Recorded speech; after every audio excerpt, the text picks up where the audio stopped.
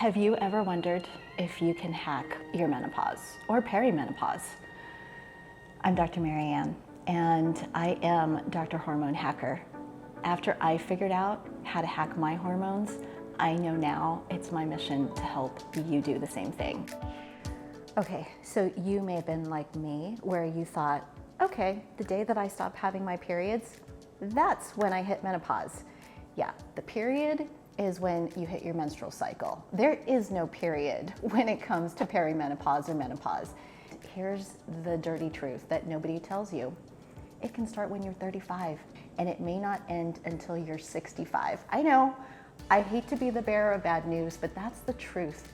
And so if you're currently feeling the things that I have felt, which is brain fog, memory loss, I'm looking for my keys all the time. If you are having trouble sleeping and you're tossing and turning, you're like, is this melatonin gonna kick in or what? If you woke up and your favorite skinny jeans don't fit anymore, yeah, that could be perimenopause and menopause. There's so many subtle things that we just attribute to other things, and when in fact, it could actually be your body starting to drop in estrogen. You want estrogen to be your BFF with you as long as possible, because here's what it does. It's the traffic cop. And when you have a lot of estrogen, it basically tells your fat where to go. And it's so beautiful at distributing it everywhere. But when we go through perimenopause and menopause, estrogen levels, all the fat basically goes to your belly and your hips and your butt. No wonder why your skinny jeans don't fit anymore and you now have a muffin top. Welcome to the club. So the perfect thing that I want to share with you is this.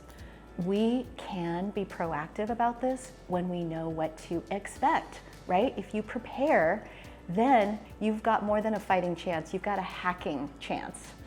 And so some of the things that are really going to make a huge difference that I've already incorporated and seen the biggest difference right here. I start my morning off with a ton of protein. I didn't used to do that. Breakfast was all carbs. I mean, 80% of breakfast is carbs, right? It's so hard to find something that's really protein focused. I mean, how many times can you have eggs every single day? Who can eat more than 2 eggs? Right? So your protein intake is hugely important as you're going through perimenopause and menopause. My workouts definitely changed. Man, like 10 years ago, I was the cardio queen. Not because I liked it, I hated the treadmill, but that's because that's what I was taught. That's what you do. You just like go on the Stairmaster, you go on the treadmill for an hour. No, that's not what we do now.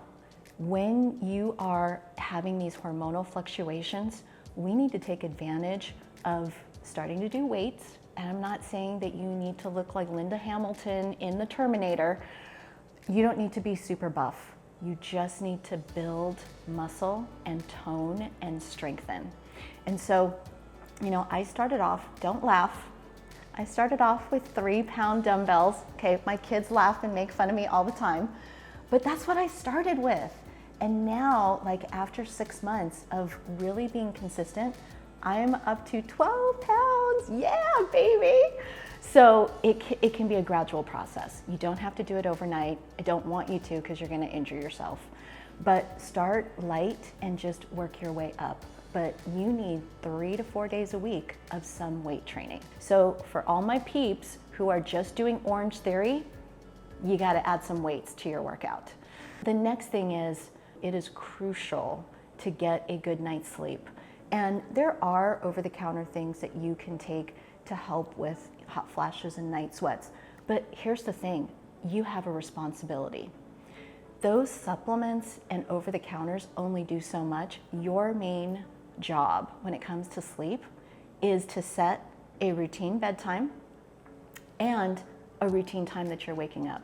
So all my weekend partiers who, you know, work a 9-to-5 job Monday through Friday, but then on the weekends they sleep in until noon, that is so horrible for your hormones, and you're gonna feel it in your belly and you're probably gonna see it too. So really think about this. Your muscles are going to be torn in the gym. They're going to be fed in the kitchen, and they're going to be nourished and restored during your sleep. It's true. While you're sleeping, you're actually helping to restore your muscles, as well as reducing your cortisol spikes. And as we all know, cortisol is the stress hormone that makes you have that muffin top. So set a bedtime, ideally before 11 p.m., and then set a wake up time. And I'm gonna challenge you, even on the weekends, to keep that schedule. So here's the thing. My mom never talked to me about menopause. I really never saw her suffer from menopause. So I just thought I was gonna breeze through it. Wrong, I did not breeze through it. I am not currently breezing through it. But what I can share with you is every woman is gonna have a different need. There are gonna be some women who do breeze through it, and God bless you, I'm so jealous. But for other women, they're gonna have mild symptoms. Sorry, hot flash attack right now. So this is something that I carry around all the time, this little fan. It does help, but you know what? I need to go outside. This hot flash is more than this little fan can handle. And I do want to address the question that I get most often, which is, should I be on hormone therapy or not? That's probably the most common and probably also the most loaded question that I ever get. You want to have a healthcare provider who not only is going to listen to you, but offer all the options. If you have a healthcare provider who's instantly telling you you need to go on hormone therapy without giving you, number one, all the risks and benefits, and number two, more holistic ways if you wanted that option, you need to shop for another healthcare provider. I think that we feel that unless we have really, really bad symptoms, that we don't deserve to feel better.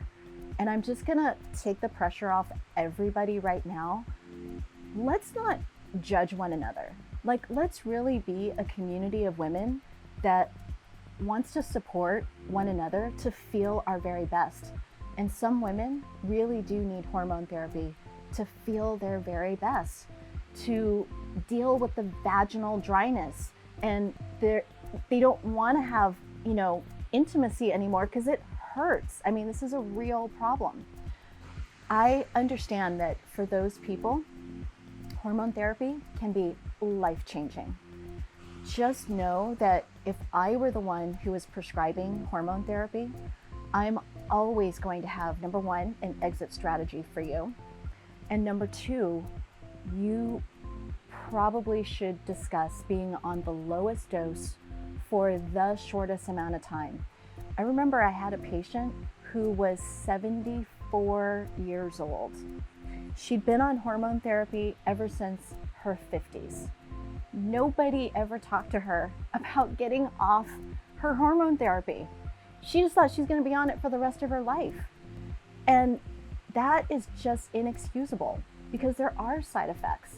Just know that you don't have to be on it for any longer than you need it to relieve your symptoms. If you want to go the holistic route, it's going to take weeks, even, months for you to feel better on something that you get over the counter. So as long as you're okay with seeing little progress over time, then that's what you're going to get with over the counters. But again, there's so much that we can do on our own. I mean, let's just talk about alcohol. Okay, I just opened up Pandora's box for some people. Alcohol is going to cause hot flashes, and it's also going to disrupt your sleep. So if you want to feel better and get a better night's sleep and wake up refreshed, you're probably going to want to minimize or cut out the alcohol. Spicy foods do the same thing. Thank goodness I'm a wuss. I cannot handle spice, so I have not had to deal with that. So just know that there are some very simple lifestyle things that we can do, whether it's through your nutrition, through your exercise, through your sleep habits. We can hack our hormones holistically. So now that I know better, I have to do better. And now that you know better, you're empowered to do better as well.